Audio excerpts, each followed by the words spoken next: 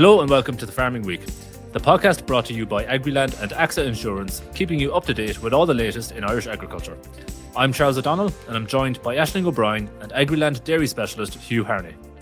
We'll start with positive news for farmers this week, and that's the announcement of the beginning of payments under key farm supports, namely the Basic Income Support for Sustainability and the Complementary Redistributive Income Support for Sustainability. Aisling, a bit of good news here considering the cash flow issues on a lot of farms around the country at the moment. Yeah, that's true, Charles. Perhaps the most important payments for farmers of the year. Minister for Agriculture Charlie McConloe confirming this week that advance payments at a rate of 70% for BISS and CRISS were starting this week. And these advance payments are worth over €506 million to in excess of 110,000 farmers. And that figure is up on 2023 when €452 million was announced for BISS and CRISS advance payments. Now, the minister said this means that 6,000 more farmers have been paid and €54 million more in payments have gone out this year compared to the advance payments of 2023. And importantly, Charles, as you alluded to there with the issues with cash flow on farms, farmers were very keen to make sure we saw a return to the proper payment schedule this year after payments were put back last year as the department's IT systems were trying to get to grips with the rollout of the new Common Agricultural Policy. Now, we were told this week that 93% of applicants have been paid, which is in line with commitments made under the Farmers' Charter Agreement to pay 90% of eligible applications. So payments will be visible in farmers' bank accounts in the coming days. It should be by the end of this week. And the Department of Agriculture said it will continue to process as a matter of urgency, which is standard, all remaining cases for payment as they meet the scheme criteria. And Minister McConloe has urged any farmers with outstanding requests for documentation from the department to make sure that they return those documents as soon as possible to allow for the payments to be issued. Now, payments under the 2024 Areas of Natural Constraints, the ANC scheme, which commenced last month, are also continuing as more cases are cleared by department officials for payment. And this year's payments under the Pillar 1 Eco scheme will begin from next week, according to the department. So a lot of payments landing into farmers' bank accounts over these couple of weeks, Charles. So it is very, very positive. And look, to facilitate farmers who want to contact the department regarding their BISS or ANC payments, there are extended hours in place for the Direct Payments Help Desk. You can get that number on Agriland for that help desk, and it will be available up until 8:30 p.m.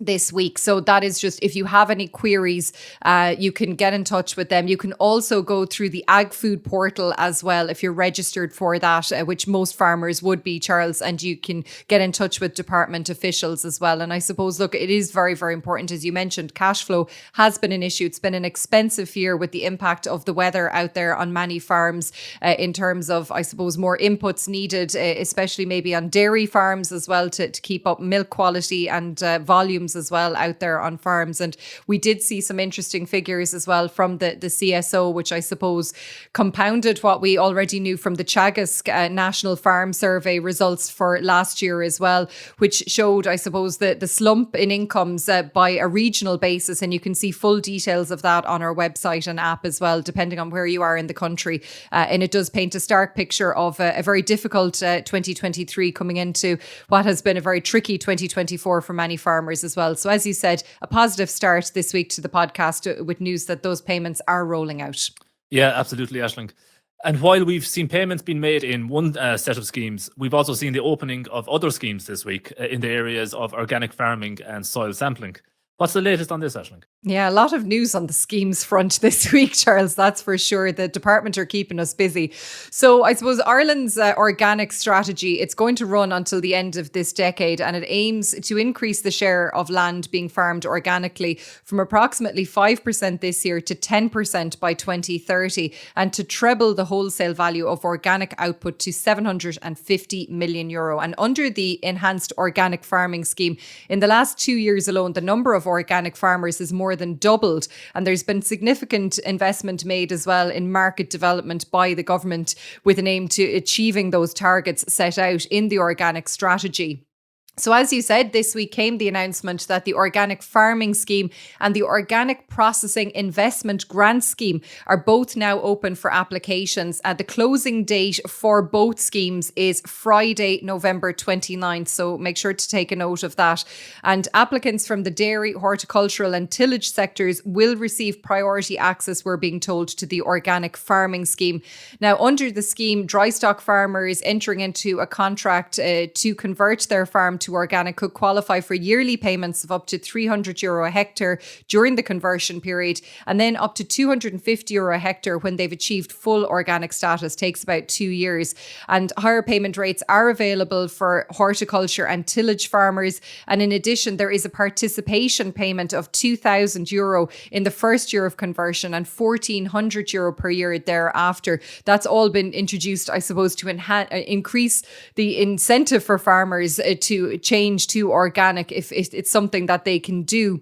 And the grant rate then in the Organic Processing Investment Grant Scheme has been increased to 60%. There's an allocation for 2025 of €3.5 million there. And that's all aimed at the other side, I suppose, of the food chain for processors. And one of the key actions set out in our national organic strategy is to reduce what they term leakage, Charles, of produce from the organic sector to the conventional sector.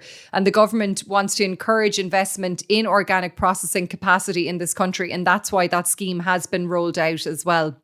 And as I said, deadlines for both of those is Friday, November 29th. So just make a note of that if you want to get involved in organics, whether you're in the farming side or the processing side, there is schemes available for that. And as you mentioned as well, we'll turn our attention now to all matters soil, because phase 3 of the soil sampling and analysis programme has also been opened for applications by the department this week.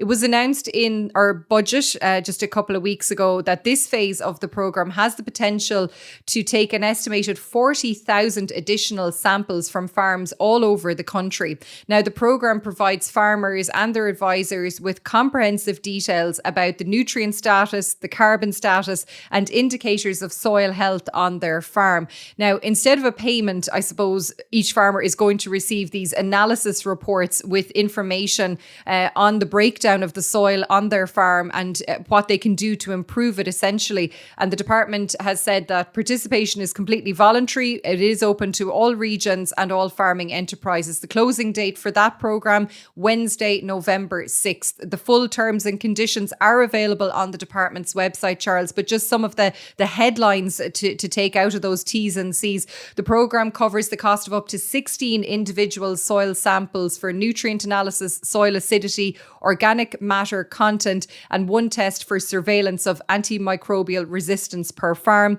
The sampling area can't exceed 4 hectares, except where soil types and cropping of lands were similar during the previous 5 years. Then a sample area of up to 5 hectares will be deemed acceptable. And the department said that land declared on the 2024 BISS scheme is eligible to be tested, and that all applications for this soil sampling scheme will be processed and accepted on a first come, first served basis. So if you want to get involved, you know how to do it. And just while we're on the topic of soil, it's worth reminding our listeners that the last day of this month, Thursday, October 31st, is the last date for spreading lime under the 2023 National Liming Programme. That deadline has been extended several times, but the Department of Agriculture has said that will be that and there will be no further extensions. So that date, October 31st, is the one to keep in mind if you are in the liming programme and haven't got your lime out yet. But moving on, and the Agri-Climate Rural Environment Scheme, or ACRES, continues to generate headlines in agri-media, and usually for the wrong reasons. It's understood that the scheme came up for discussion at the first meeting of the Farmers' Charter Monitoring Committee today. And earlier this week, Agriland reported that a farmer's pension was reviewed after he received the €5,000 ACRES interim payment earlier this year. Aisling, what's the latest on this somewhat beleaguered scheme? Yes, Charles. Well, as you said, the bad press for acres continuing this week. Now, as we know, there was a flat rate payment made to farmers in acres by the department to address concerns that delays in the acres advance payments were causing cash flow difficulties on farm. And those payments were made around February or March time of this year. Now, the department previously said that scheme participants were advised that when those payments were being made, that if their total annual acres payment was subsequently calculated to be less than the interim payment, then the amount of the overpayment would have to be repaid. Now, this week, Fine Gael Senator Sean Coyne tabled a commencement debate on acres in the Seanad to highlight what he termed were issues with the scheme, including those payments made earlier this year. And the Senator said in some cases, farmers have had to pay back between €2,000 or €3,000 of the €5,000 originally paid. And he said that has left a bad taste in the mouths of farmers regarding this scheme. And he said it was an administrative issue, as there has been an administrative failure in relation to this scheme. Now, he also told the Seanad, as you mentioned there, that he dealt with one case in particular where thankfully the outcome was successful, Charles. But this farmer had €5,000 lodged into their bank account and then subsequently had their pension reviewed. And the Senator said a simple analysis of profit and loss based on the payment resulted in their pension being reduced by nearly €50. And subsequently, the farmer received a letter requiring that they pay back all but €1,300 of that €5,000, which meant that €3,700 had to be repaid.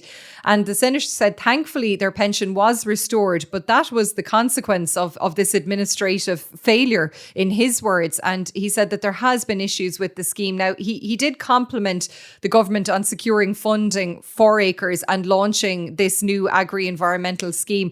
But he said that the calculation of these payments made earlier this year had been way off. And he said the one thing worse than not giving something to somebody is giving them something and then taking it back, Charles. Now, and farmers out there would have known, that when they got these payments, that it probably would have been in excess in a lot of cases, and they probably would have been expecting to have to pay this back. But it still is not a good look overall. And the Senator also queried why there was such a miscalculation in relation to these advance payments to farmers. And in response, Minister of State Anne Rabbitte told the Seanad that acres was ambitious and it was complex in nature, and it had created challenges in the first year of the scheme. Of course, we heard something similar from Minister for Agriculture Charlie McConlogue when he joined us on the Agriland stage at the ploughing championships as well. Now, Minister Rabbitte said that Minister Charlie McConlogue had endeavoured to address those challenges as they'd arose, and she also said that there are currently 8,673 participants who are in an overpayment situation. That means that there's nearly 8,700 farmers who have to pay money back to the department now. And she said that the minister has ensured, in the interests of providing as much flexibility as possible, that there are a range of options available to the affected farmers. And we have detailed those on Agriland previously. And that includes deferring those overpayments to their next acres payment as well. And as you said, the very issue of acres overpayments and indeed the delays in processing TAMS applications was mentioned and raised by farm organisations at the first meeting of the Farmers Charter Monitoring Committee. Of course, the Farmers Charter signed off on in recent weeks by the farm organisations, and the department lays out that roadmap for how the department schemes are administered and deadlines. And, we mentioned it a little bit earlier on when it came to BISS and CRISS payments and the ANC as well. But the Farm Business Committee chair of the ICMSA, Pat O'Brien, described the situation with TAMS as hugely frustrating. And the ICMSA chair called for the first cases still awaiting a decision in TAMS to be prioritised as a matter of urgency.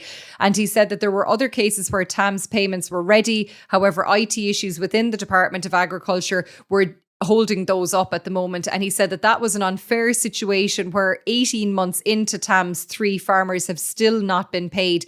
And he asked the department to provide real costings as well that farmers are submitting for concrete and to compare them with departmental costings. Now, we've previously reported on Agriland that the department is having a look at TAMS costings. That review is due to be carried out next year, but the ICMSA looking for that to be looked at a little bit earlier, Charles. So some good news and some bad news on the schemes front this week, that's for sure.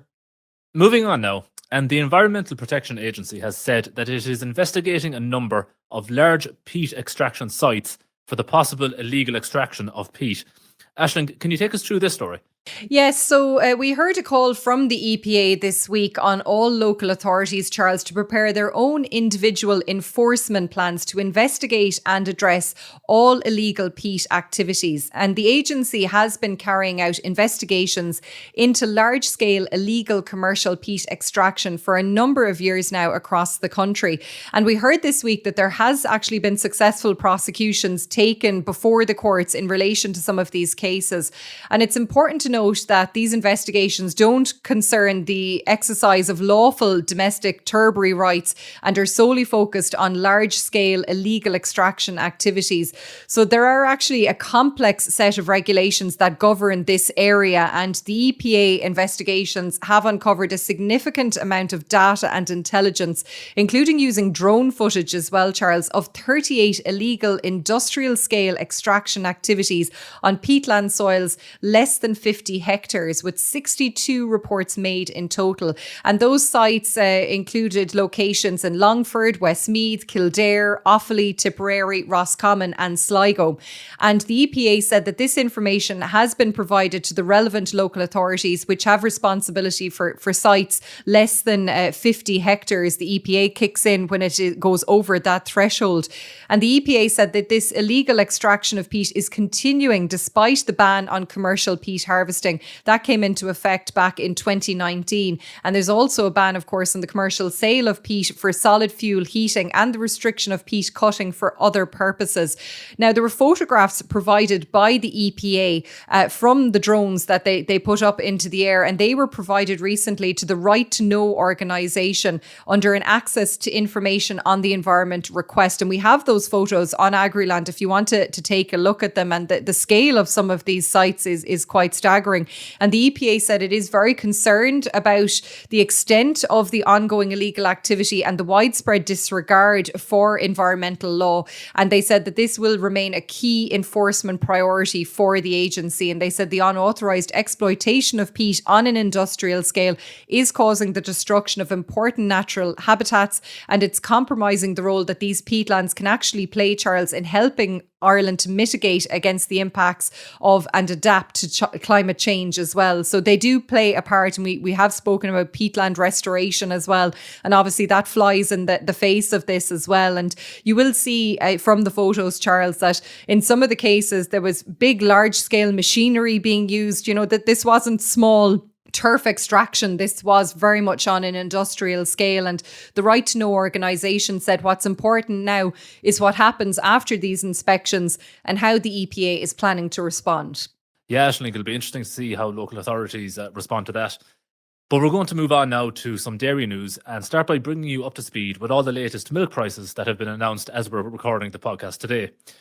Just earlier today, Dairy Gold increased its price by 2.25 cent a litre to 48 cent a litre, while yesterday, Wednesday, Kerry Dairy Ireland, the dairy division of Kerry Group, announced that it will pay 47.75 cent a litre for September, which was also an increase. And at the tail end of last week, Lakeland Dairies announced a base price of 49 cent per litre in the Republic of Ireland and 40.3 pence per litre in Northern Ireland.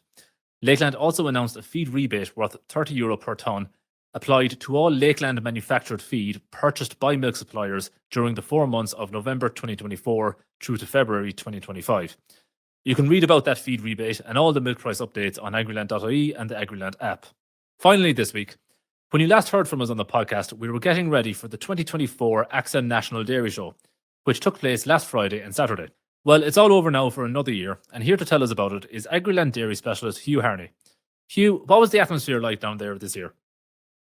Yeah, Charles, so the 42nd AXA National Dairy Show took place at the Greensglens Arena in Mill Street, County Cork last week. So it was a 2-day event, and it was packed with excitement, loads of trade stands, gorgeous looking cows. The handlers were out and about, and for the first time ever, there was a calf village. And look, we actually went down on the Thursday evening, myself and a few of us here in the office, went down just to get set up and kind of see what the crack was around the place. And look, we were in around the back at the sheds, and look, there was great excitement. There was lots of work going on. The exhibitors were preparing the cows. They were washing down, clipping, grooming, and there was all sorts going on. But look, as well as the excitement, there was clearly a bit of nerves in the place as well. Down the Friday then, and the handling classes and the showmanship Young Members Association League finals were underway, and that was judged by Liza Montgomery, she's from County Down, and also by the overall judge, which was Niels Erik Haar. Niels Erik Haar is actually from Denmark, so yeah, he had to travel a good bit. So before the show got going on Saturday, I actually got the chance to talk to Niels Erik Haar, and he gave me a really good insight to kind of what type of cow he was looking for on the day. And look, himself now, he's actually an exceptional farmer. His herd earned the distinction of being Europe's top production herd in 2022, which is just unbelievable. So I think he kind of knew what he was talking about in terms of cows. So what he told me was he was looking for a well-balanced cow who could carry herself well on her legs and her feet, and with good dairy traits and a good mammary system. And then, look, the show concluded with the naming of the highly anticipated Supreme Champion Award. And look, it wasn't easy for the judge, and he'd say it himself. So he ended up picking 6 cows to stay in the ring at the end. One of the cows was actually the Bailey's champion cow from only a couple of months back. Last year's Supreme Champion and the Dairy Supreme Champion of 2022 were all in the ring. So after much kind of looking around and kind of being alone with his thoughts, Erik Haar kind of decided that Edie Dorman Fame was the Supreme Champion of the 2024 AXA National Dairy Show. So that was actually last year's winner as well, which is absolutely exceptional. To do it once is unbelievable, but to do it 2 years in a row is quite historic. That cow was exhibited by Jason, Laura, Robert and Sylvia Helen. She actually also claimed the best udder and the best exhibitor bred champion as well. She's actually a 4th calver. She was actually out of the first calf that Jason Helen bought. So there's a bit of a story in it as well. She's sired by Val Bisson Dorman, and her dam is Clonpadden BK Fame. Hallow Solomon Orangutange was the reserve champion, and she was exhibited by Philip Jones. Her dam is Kingsway Sanchez Orangutange, and her sire is Walnut Lawn Solomon. Honourable mention also went to the Jones family with Hallow Atwood Twizzle. That was actually the Supreme Champion of the show in 2022. We caught up with Jason and Laura Helen after the win, and here's what Jason had to say after winning the Supreme Champion of the 2024 AXA National Dairy Show. Jason, you must be over the moon. Unbelievable. To win it last year was beyond my dreams. I never even thought I could win it twice. Yeah. But it's all her doing. You can see how chilled out she is. She's just fresh 5 weeks. Hasn't missed a beat. She's done everything. She just loves it.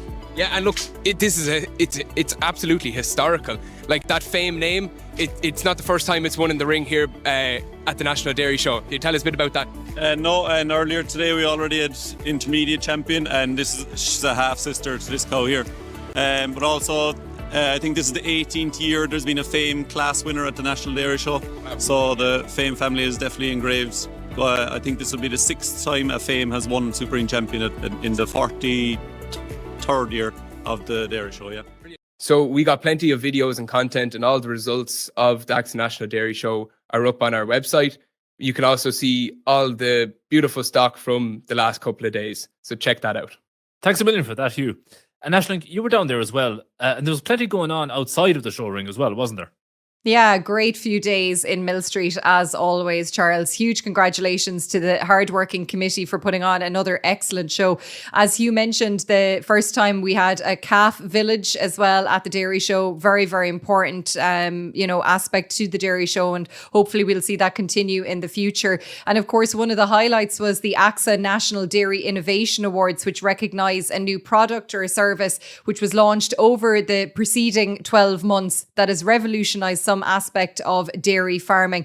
And the winners were announced on the Friday night. There was a lot of people in the room because we have a lot of innovators. 12 companies were shortlisted for this year's awards across several categories: technology, scientific and engineering. Awards also presented for sustainability and for the best startup. And the overall award went to True North Technologies, which is based in Shannon in County Clare. It was selected by the judges as the overall winner for its E-Gate grazing management system. This is a very nifty piece of kit, Charles. Definitely check out our coverage from the AXA National Dairy Show to see this in operation.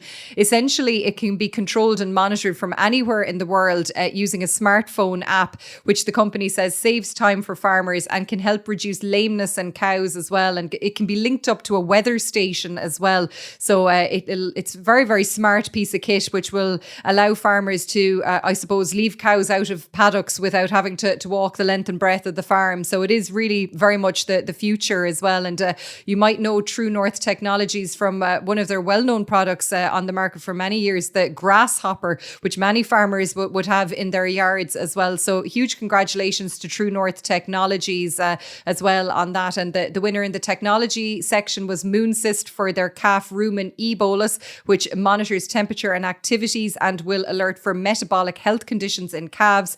And the judges chose BioCell's Nuvosan Teeth Guard as the winner in the scientific section. And that's a product which aids prevention of mastitis bacteria and teeth skin conditions in dairy cows. Moonsist also selected as the Sustainability Award winner, and Auto Coupler was named the best startup at the awards. And full coverage from the Innovation Awards and from all the activities at the show, as Hugh said, on our website, our app and our YouTube channel. So please check it out.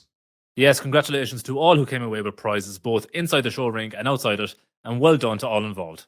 But that does bring us to the end of today's show. Please don't forget to rate, review and follow the Farming Week on Spotify, Apple Podcasts or wherever you get your podcasts. We'd love if you could spare some time to give us 5 stars and share the Farming Week with anyone you think might be interested. From Aisling, Hugh and myself, have a great weekend.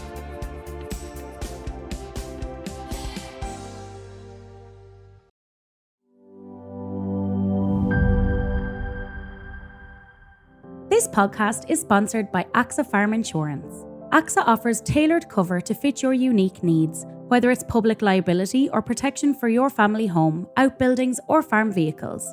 Based in Athlone, the AXA Farm team of agri-specialists and regional managers work together to ensure you receive the seamless support you need.